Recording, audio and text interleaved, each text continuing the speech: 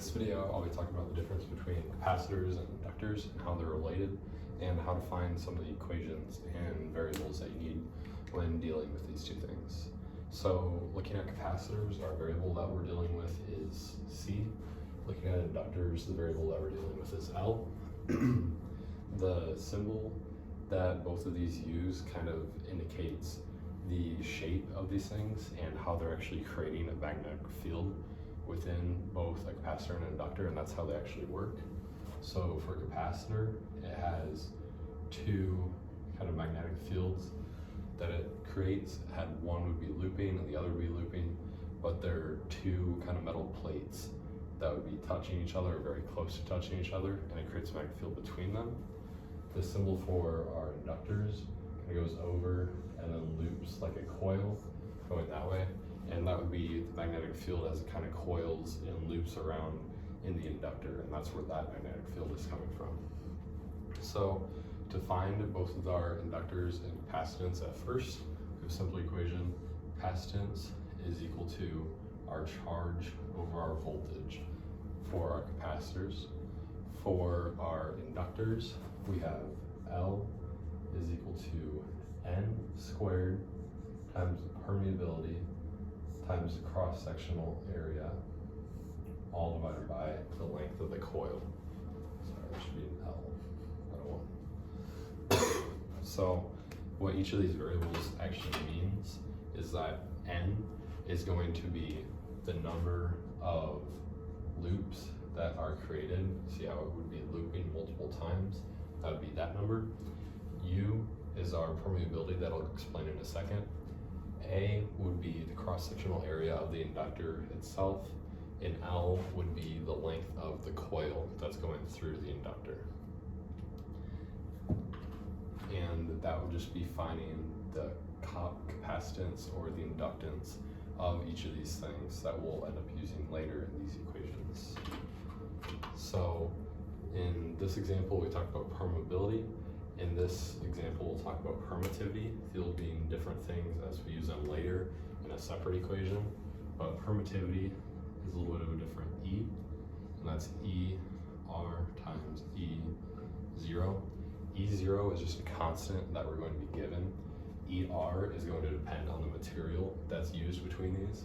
So it can be different material plates or different material coils, and that will be our ER or our UR.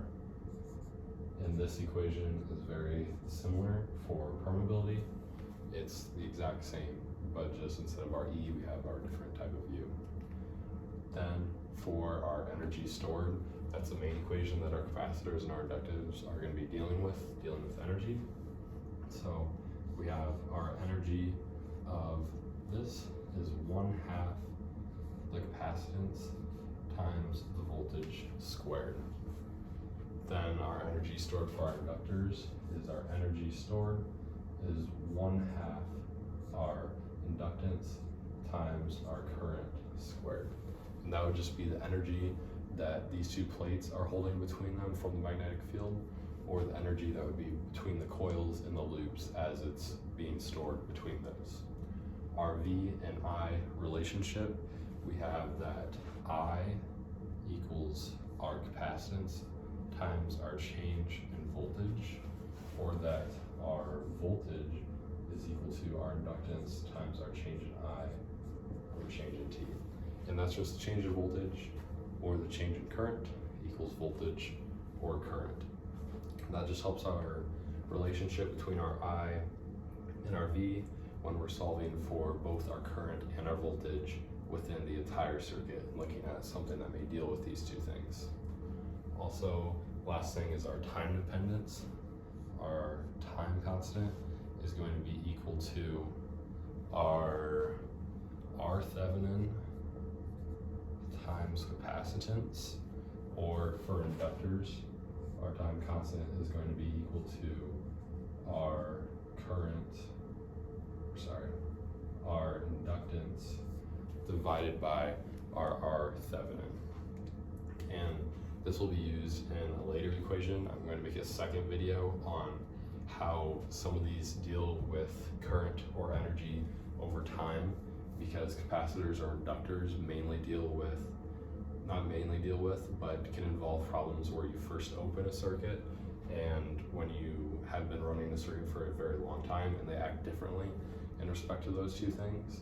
And that is when we start involving a lot of our other numbers as well, and how we need to be able to evaluate those. But for the most part, if we're looking for energy for either of these things, we can use this type of equation, which we may have to find the capacitance or inductance first, and then we would be looking at some of the properties of these things that were given, either the charge or the voltage or our length and our area. Those will be usually given to us in the problem if we need to solve for those, or our V and our I relationship, that we can just switch between V and I if we're looking for the opposite, or we have the opposite within our equation and its change.